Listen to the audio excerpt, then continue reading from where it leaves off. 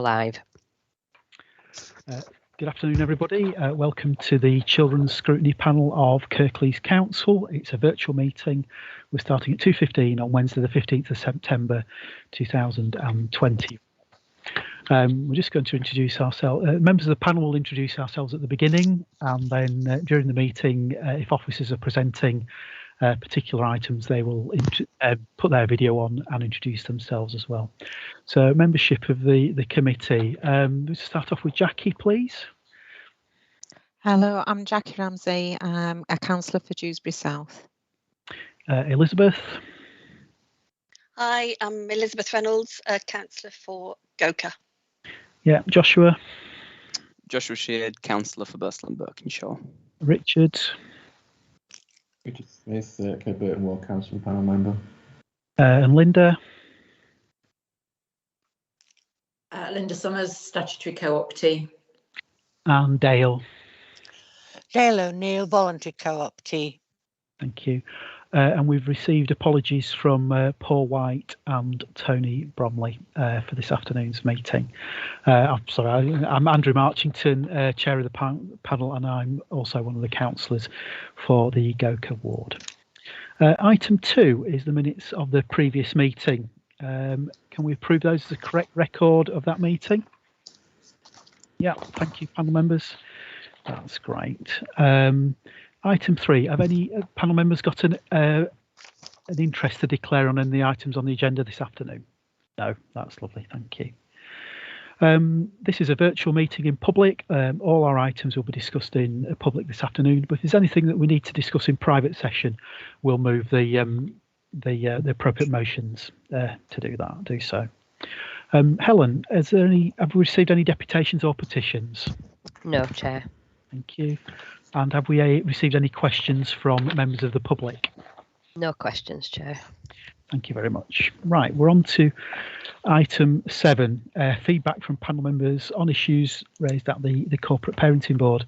This is a slightly different way of where we're going to be doing our scrutiny work as we go on.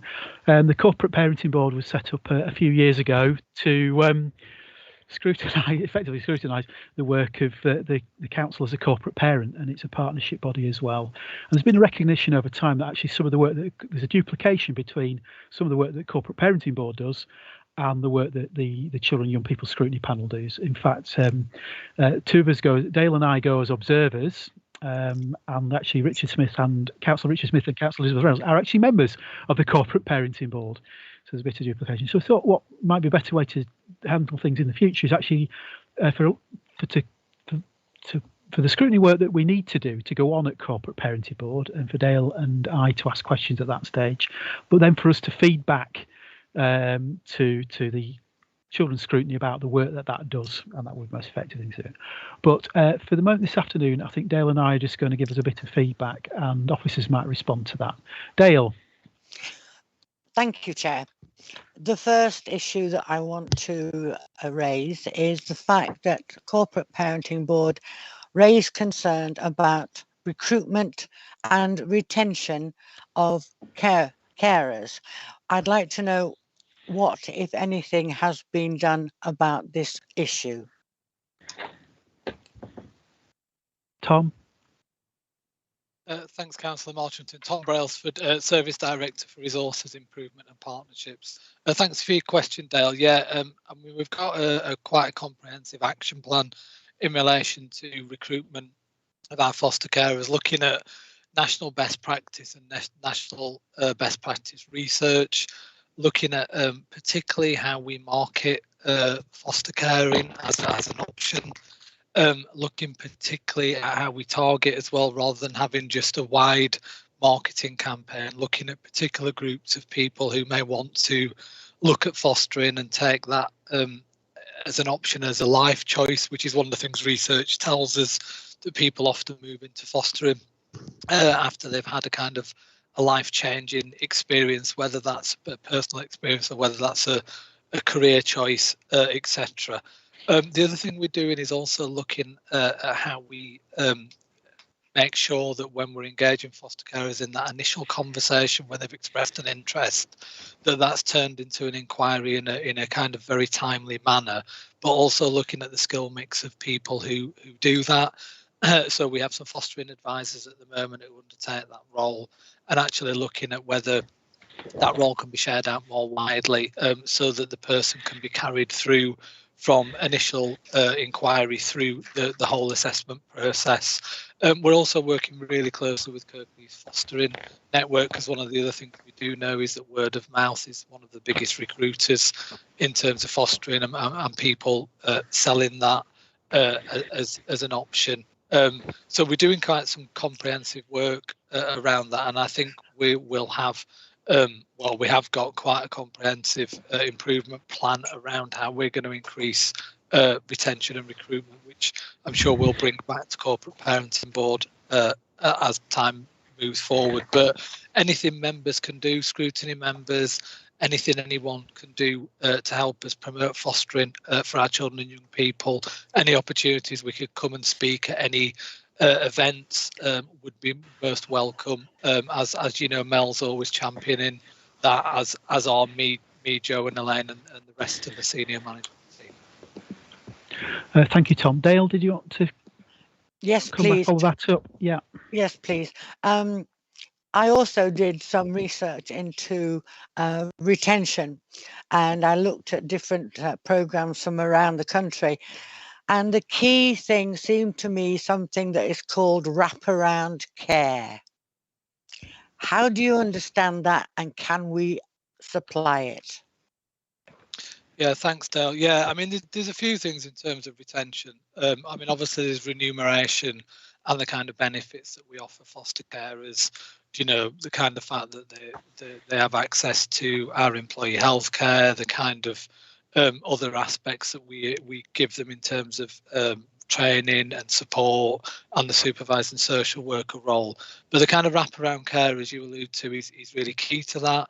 So that's looking at how our placement support team, our emotional health and wellbeing clinic, our supervising social workers, how we work with our new model Mockingbird, which is about, again, how foster carers are supported by other foster carers, wraps around our carers to make sure that they can meet the needs of our children and young people and feel really supported.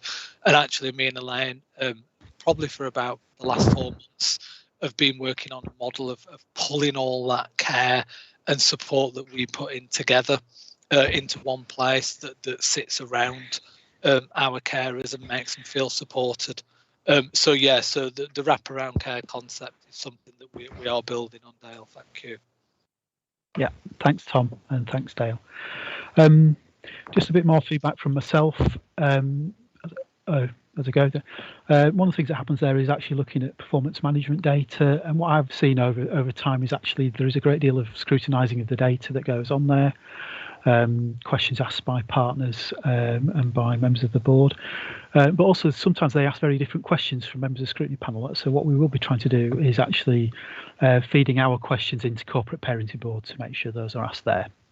That's fine. Dale, you got your hand raised again. Yes, the other question that was raised at Corporate Parenting Board that I found interesting was the difficulty in getting young people perhaps abusing substances to a greater degree than they are willing to own up to. So the problem was not being able to get these young people in touch with substance abuse counselling because we don't know who they are. Has any move that, I mean, I know at Corporate Parent, they were asking for how can we solve this problem? Have you come up with any solutions to solving this problem? Tom? Thanks, Councillor Martin. Yeah, I mean, we've got a well-established substance misuse service that's run by a company called The Base, which is really well embedded across the board, really, Dale, and has done some fantastic work in terms of identification of children and young people, making sure that the right treatment options are in place. So I'm surprised I don't think I was at Corporate Parenting Board, so I'm surprised surprised to hear that. I think there's particularly an issue about people coming forward, children and young people coming forward and being honest around the substances that they're using. And I know they do training with our children's home staff, and also I think they do some training with social workers about how to try and identify those issues. But I'm more than happy to take it back to the base and ask them the question in terms of how we link him more in with our corporate parenting board. And I wonder if one of the things that we could do is think about whether they could do a presentation about all the things that they are doing at corporate parenting board, if that's useful. Maybe they'll discuss that with Councillor Kendrick. Fine. Dale, does that seem like a good course of action? Yes, it does, but I'm just... Yeah. The problem was that there are some children that they suspect are heavy users, and they are unwilling to let their carers know this. And that was the issue. How are they going to how can they feel safe in saying, actually, I'm a heavy user of crack? They don't. So they don't own up to it. And that's why they're not getting the help that they need. I think, Dale, if I can come in here, I think that is a challenge for whether you're working with young people or adults. The first point of actually accessing support is that admitting that this is an issue that you have. But what I'm confident in, that the social work practitioners or PAs for our care leavers and actually practitioners in different services work very closely with children and young people to build trust in the relationships, to help facilitate, that ability to disclose that this is something that is a concern for you. And, sometimes it takes a crisis for a young person to be open and transparent about that. But I certainly, in terms of the work that we do, we try very hard to actually encourage young people to be open about, their experiences. But there are occasions where some are not able to do that, and it's a timing for them because actually it's locked into so many other things that they're dealing with. So I do think once we, base is linked in, there's lots of good work done. I think we do education programs, so if young people are not disclosing, they're aware of where actually services are if and when they feel able to access them. And it's that consistency and it's that persistence of keeping working with them. And actually, I think it's a fine balance of actually them feeling that you're not being judgmental, that actually really what you're trying to do, you're trying to support them to actually move forward. And so it can be very challenging. Tom, you wanted to? Yeah, and I'd just come back in on that. And Elaine's right. And I think it's worth reflecting a couple of things. That it might be worth getting the base to come and do some kind of overview of substance misuse issues, because the profile of substance misuse has changed significantly over the years. And as Councillor Kendrick has pointed out in the chat, there isn't really any evidence of the use around heroin and crack cocaine as there might have been in the past. It's more about alcohol, cannabis, cocaine, ecstasy, that kind of profile. And also Elaine's point that substance misuse services will not take a moral stance, they take an agnostic stance. So what they do is they provide harm minimisation advice. They provide that in a way that's right at the time for the person who's trying to access the provision.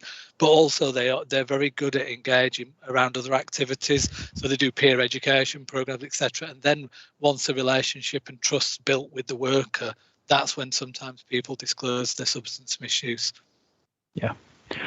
Thanks, Tom. Thanks, Elaine. I think this is what struck me, though, is obviously corporate parenting board's primary focus is about children looked after, but actually in terms of the substance abuse and potential for harm, it'd be actually about something that most parents might be interested in knowing. So there's a discussion going on at corporate parenting board. It's probably the sense whether that corporate parenting board is the remit taken a bit further. It's about helping parents, isn't it? So I think all of us would appreciate to know how what services are available for our children, and as a parent, how do you make sure that your children come and talk to you about stuff that might be, if there is any concerns in their life and pressures that how they might talk to you as a parent or what might be available. So be interested to hear that discussion when it takes place, Tom. Thank you. Right, I'm just going to, I know we just said two of our board members, panel members are also members of the Corporate Parenting Board.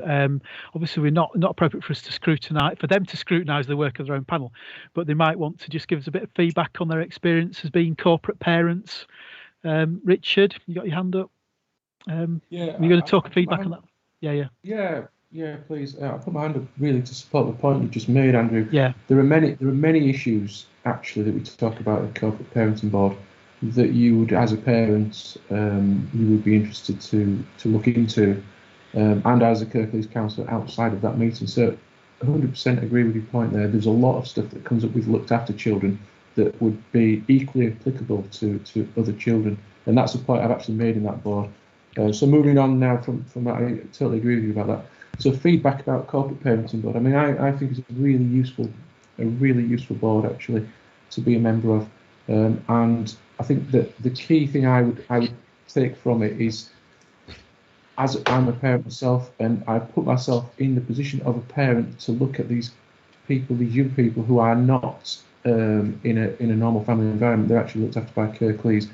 And what we're trying to achieve in the board is to give them as much close to the support of a family through Kirklees as we possibly can, and that's everything I look at with relation to the Corporate Parenting Board is with that mindset, and I'm pretty sure that's how everyone else engages with it as well. So I try and put myself in the position that, if you're talking about dental care, if you're talking about schools, you're talking about various different issues we all speak about within that forum, and it's all from the point of view as this young person hasn't got a mum or a dad speaking for them as I would speak for my kids.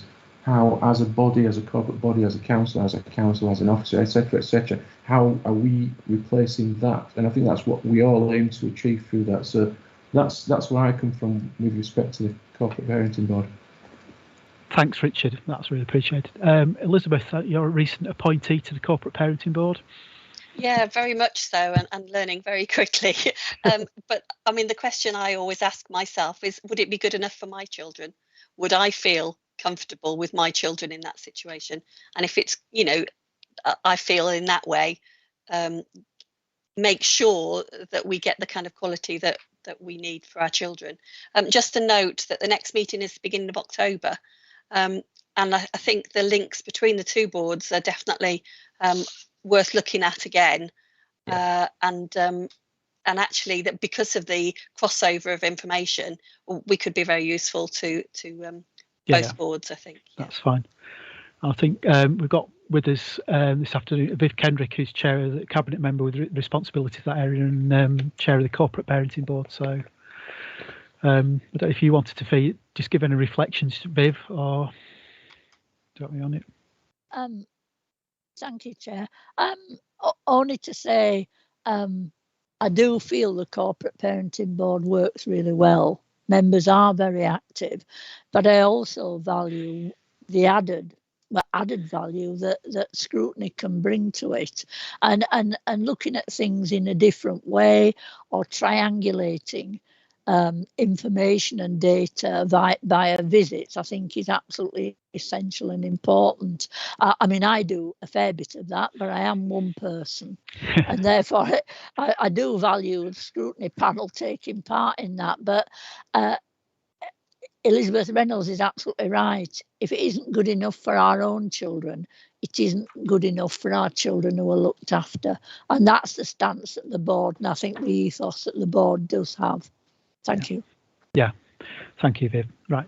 Well, thank you, panel members, for feedback on that, and thank you, Viv, for your contribution there as well. So that's great. And I think we will pick up on that link between the meeting of the Corporate Parenting Board in October and our next meeting, which is on the 20th of October. So that works quite well. Okay, thank you. Right, we're going to look at now at item 8, which is the update of the peer review, health check duty and advice. And I think Charlotte is going to lead on that for us. Thank you, Charlotte. Hi, yeah, good afternoon, everyone. So obviously you've had the benefit of the report I've sent through. So I don't want to repeat everything. Was just going to pick out some key points really. And then obviously would welcome any questions. So in May of this year, we had, as part of the sector-led improvement, Kirklees underwent a front door health check. The health check is a recognised contribution to improvement. And what the reviewers look at is measuring us against our own self-assessment in relation to the effectiveness of thresholds, our step up, step down from early support, from children's social care to early support, the effectiveness of decision making and management oversight. The quality of the assessments or screening, the strength of partnership contribution, and lastly the effectiveness of quality assurance through audit analysis. So overall, what the reviewers found over the 2 days that they were with us, and what I would say is through that 2 days they observed practice, spoke with practitioners, spoke with myself and managers and Elaine and Mel throughout those 2 days, as well as analysing I think in excess of 40 cases. And it actually was 1.5 days they had to do the review, and then half a day to obviously gather their findings. And over that 2 days, what they found sort of overall is what they saw was evidence of a strong and effective Kirklees front door. And the key areas they highlighted was for example, they reported the practitioners that they met with presented as highly confident and motivated, with a sense of pride working in Kirklees front door. They felt that there was a great cohesion in the vision led by strategic leaders, and a vision that was understood by all and with our partners. They observed strong political support and investment in the front door, and they observed that the front door is well resourced, and the range of support services that sit in our front door is impressive. And again, further evidence is the strong strategic and political support that we have in Kirklees. What they saw was evidence of good morale among staff, and that staff felt supported and valued, and actually they used the word that the staff had reported they felt cared about. They observed that the practice model that we use is well understood by both our practitioners but also by our partners, and that there was confidence in the model, and the ethos of embedding and having good conversations with the right people at the right time is effectively leading to the right interventions for our children and young people. They observed good management oversight, and that there was evidence of challenge on cases, and that managers recorded their decisions well, with clear rationales and outcomes recorded. And they also saw that the screening and assessment of the information in the cases that was seen was of good quality and was well written. Which is all great, but also they also identified areas for us to consider to make further improvements, areas that we also identified ourselves in our own self-assessment. So one of our key areas is around timeliness. So we know that that's an area that we want to improve on. What I would say with regards to timeliness is where we are good in terms of timeliness is when a contact needs stepping up to children's social work. So when we've had information, we recognise there is risk and it needs further intervention by children's social work. Those contacts are usually dealt with as a priority and are stepped up within a really tight timescale, but certainly within 24 hours. Where we tend to take longer in our timeliness is where children, where the contact might be that it looks like it's more appropriate for early support, for example, to be involved, and we just need to gather a little bit more information to ensure that we're signposting children and families to the right place, whether that be school, whether that be our own early support, whether that be through a health visitor, for example. And sometimes we just need to get a little bit more information to make the right decision, and that's where sometimes our timeliness on contacts will dip, but it is an area that we know ourselves we want to improve on. Another area was around ensuring that fathers are routinely contacted, and what we do know from our own audits and our own scrutiny is that where we don't contact fathers is sometimes where there's been, for example, domestic abuse in families, and so we're working around building the confidence of our workers to approach fathers in a different way, but also where there is has been no contact with children and fathers, so fathers haven't been around. But that does not mean that isn't an area that we want to do better. So that's something certainly that we are working consistently with our social workers around ensuring fathers are present and have a voice as much as mothers do, if you will.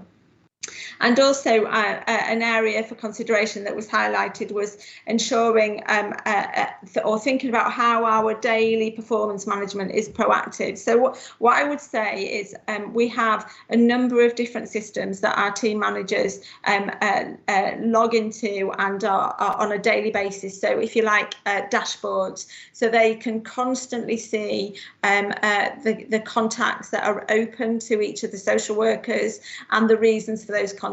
So they're ensuring that they're able to prioritise, have conversations with social workers where they might have contacts might have slipped and they need to be a bit more proactive. I would also say that the team managers can log into any call and listen to a call at any time, and we also record all our calls for training. If there was anything that ever came back where somebody wasn't happy with a decision that was made, or a parent came back and said they weren't happy with the response, we can go back and listen to those calls, and team managers then can work with practitioners around how we might do that differently, or discussing whether that was an appropriate response with an appropriate outcome. So overall, like I said, what they saw was a really strong front door where we are enabling good outcomes for children and families, and that children and families were receiving the right support at the right time by the right service. So that kind of is a summary really of the report that you've been sent. So I'm happy to answer any questions if there are any questions.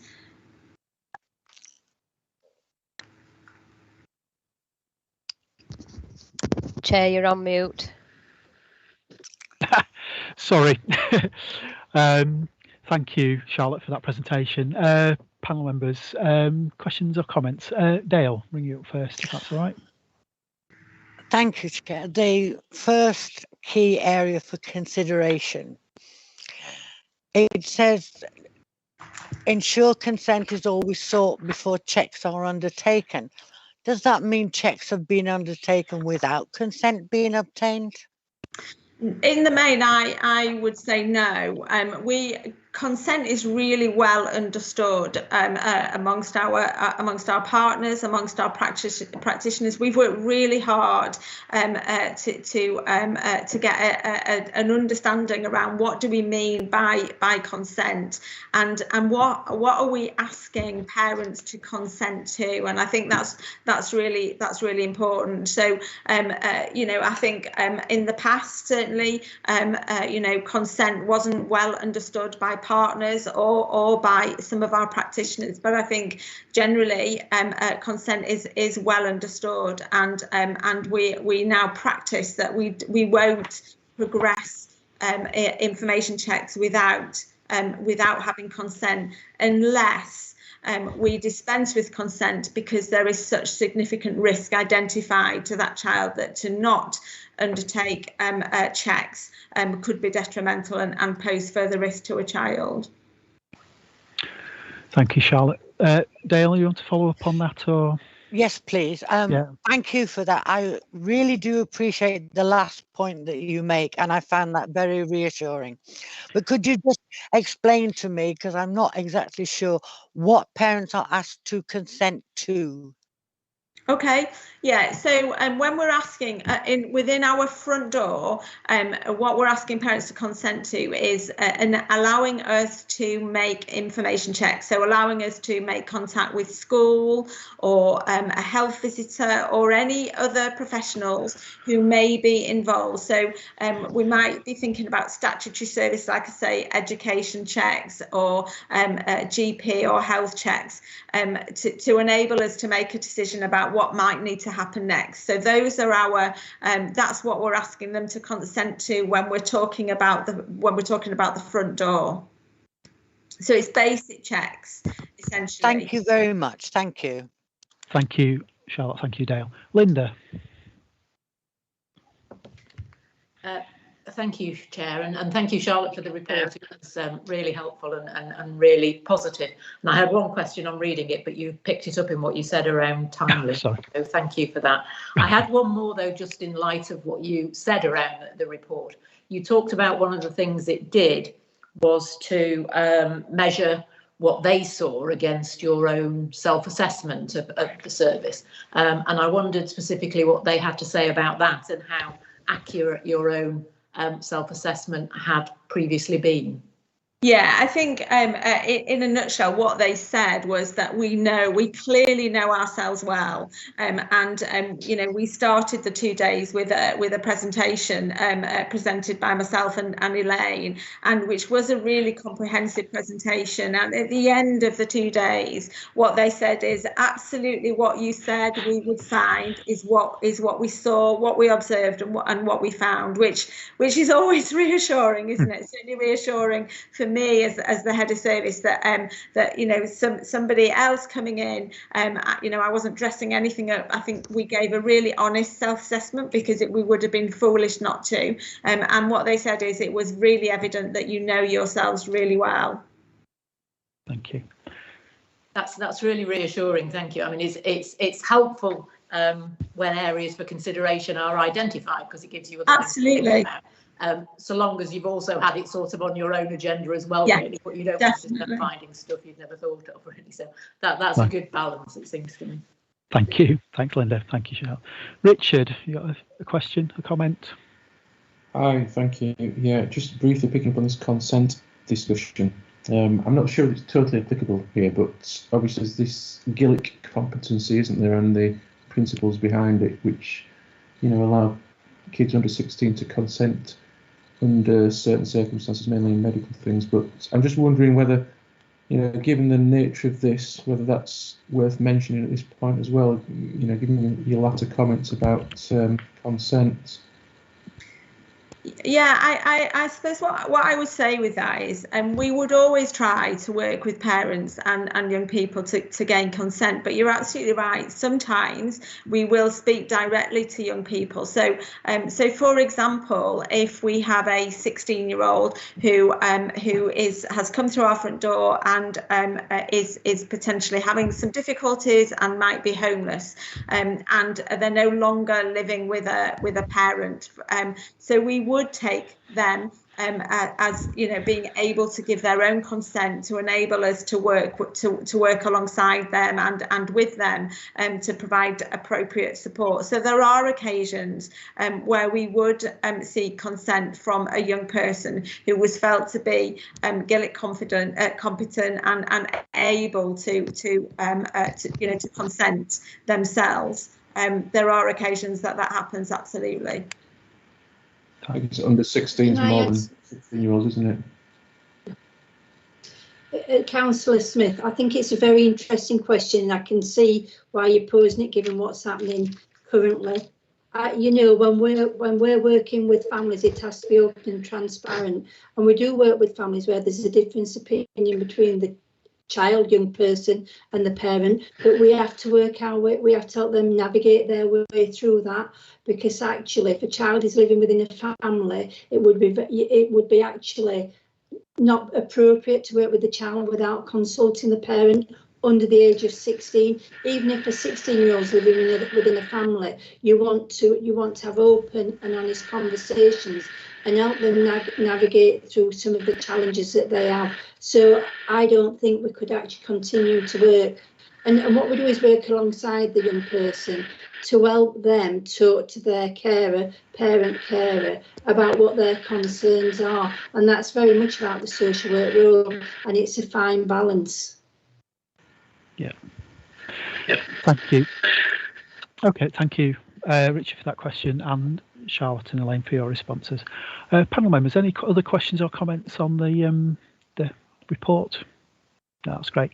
Yeah, just again, a big thank you. I mean, it was really, when I first heard the information report, it was really positive to hear that, you know, other people coming in and looking to what was happening in Kirklees, to be really positive about that. Some of the concerns that have been raised over the years have clearly been tackled, very positive about that, and so that's great, and looking forward to actually when we go out and do some of our visits and talk to people out and about to corroborate some of, you know, have some similar positive experiences to that peer review. So thank you very much. Thank you everybody, that's lovely. Okay, item 9 is the Children's Scrutiny Panel Work Programme. I think we have, following an informal meeting beginning of September, we've tried to thank you very much to Helen and Nicola and everybody working forward to just structure that. We are going to try and do what we were hoping to do before COVID lockdown, which is actually go out and visit people to corroborate a lot of the information we get through to panels, and that will be happening. I think some of those visits are happening in the next couple of weeks and will happen throughout the year.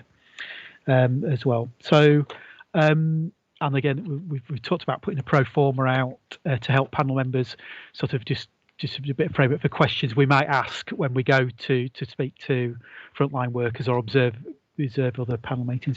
I mean, the example we talked about corporate parent meeting. I think the other meeting we did observe the youth offending. The Youth Justice Board, so is that the right name for it? And actually, it was brilliant to actually see the partnership working that was going on there. And but that is quite a while ago. Well, so it's nice to be able to do that again. Okay, right. So, any comments or questions on the work programme? Linda? Yeah, can I just check? Is the learning strategy coming back to one of our meetings? My recollection was that after we had the presentation on it, we were told that it might come back when the detail behind it was more worked up. But I can't see that we've got it into our calendar unless I've missed it. Just trying to recall the conversations about. Oh, Viv, you wanting to respond to? No, I wasn't particular. Right. I was going to say something else. Yeah. I think there have been some conversations about getting that back to as well. Just trying to remember if that's because we've got a panel meeting in March about looking at the some of the educational outcomes, and I think there's a feeling that was going to. I'll follow that up. Yeah, Joanne's got her hand up. Oh yeah, just seen that. Joanne, yeah, sorry. Good afternoon, it's Joanne Sanders. I'm Service Director for Learning and Early Support. Thank you, Linda, for the question. Yes, we have been co-producing our district's learning strategy. What we did have the opportunity to share that with you informally. We are now planning to bring that forward for wider sharing across the partnership. The first past the post will be that it should be considered by Kirklees Council Cabinet early in October, and then we will be looking at how that's the beginning, not the end. Implementation planning, we would really welcome being able to take some views and engage with Scrutiny in shaping what implementation looks like and what some launch events with our learners and our education partners looks like. So there's some opportunity to shape some of that probably early in 2022. But yes, that's the beginning, not the end. So I hope that's helpful in that respect. And I think there is a juncture, as Councillor Marchington's referred to look at a whole heap of learning-related outcomes, particularly in March. But I think there'll be other opportunities that we'd really be keen to engage with Scrutiny panel, both in the meetings, but also by you coming to observe some other partnership meetings and get involved in that way. So thank you. Yeah, that would be great. I think there's a cabinet meeting on the 12th of October now. Is that the one we're heading for? It's either the 12th or there's an additional meeting on the 5th. We're just agreeing the final date for that. But yes, it will be available very shortly. And we're very much looking forward to people being able to engage with us to take that forward across the district. So Thank you. Yeah, could we circulate that when that's ready to go to Cabinet? If we could circulate that report to panel members and that timing, certainly we could have a look at that at our 20th of October meeting and look at the way ahead. That'd be great. Thank you. Thanks. Good. Thanks a lot. Viv? Thank you, Chair.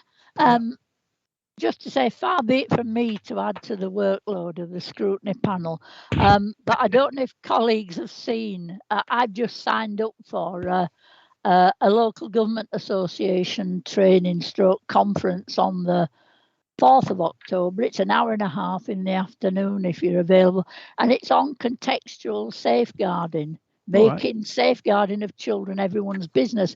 And I find it really useful to go and join in events like this because it adds to my knowledge. It helps me ask those questions that are so important.